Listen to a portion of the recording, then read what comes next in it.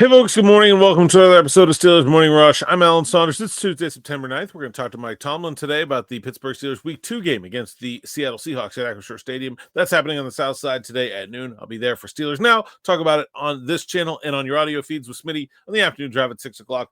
This morning, I'm going to talk about one of the really positive developments from the Steelers Week 1 win over the New York Jets, and that is the play of wide receiver Calvin Austin. We've spent a very, very long time talking about what the Pittsburgh Steelers were going to do at outside wide receiver beyond DK Metcalf.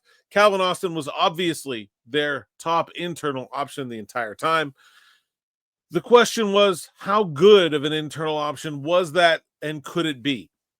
I think Calvin answered some of those questions on Sunday. Now, I'm not saying Brandon Stevens is the world's best second corner.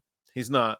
In fact, I think that there will be a tougher matchup on the other side for Calvin Austin just coming up this week. I don't know exactly how the Seahawks plan to deploy them, but Josh Jobe, Devin Witherspoon, Reek Woolen are a better 1-2-3 group than what the Jets had. Obviously, Sauce Gardner, really good at the top, but not against the second and third. But man, was Calvin Austin good. He got open. He made contested catches, which is not something we've really seen from him. He played from an outside alignment. 17 of his snaps were from an outside alignment and only 11 in the slot. So still going to play in the slot a lot. When they had three wide receivers out there, he kicked inside. We saw Roman Wilson get on the field about a half a dozen snaps at outside receiver. Didn't do a lot out there. But I think, look, I'm not saying like, oh, problem solved, Calvin Austin, he's wide receiver 2, they're good to go. I think he can provide a lot of the things they need from that spot against most matchups. There will be times when it's a struggle because of his size. But, man, I mean, he's playing really well. And I think when you look at what's possible, some of the things he did in this game really shouldn't be. I mean, it's one thing for him to blow by a guy in a slot alignment. We've seen him do that before. He was beating press coverage.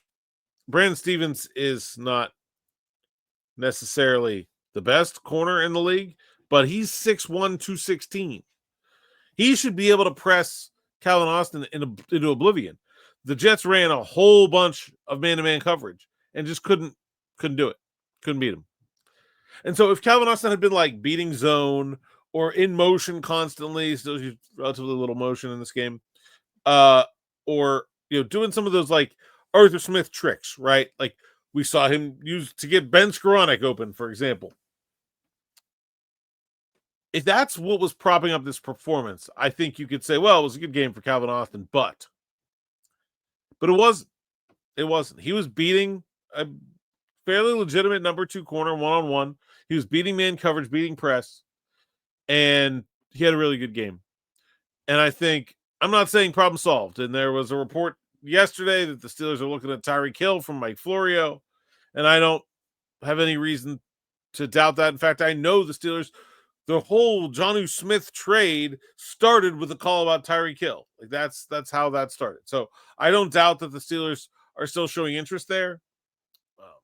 But I think we should consider that slot to be much less of a pressing issue than it looked a week ago. Not saying they shouldn't still go upgrade a wide receiver. They should. They're missing something there in that vertical outside threat that could really let Calvin do more of those things that he's best at.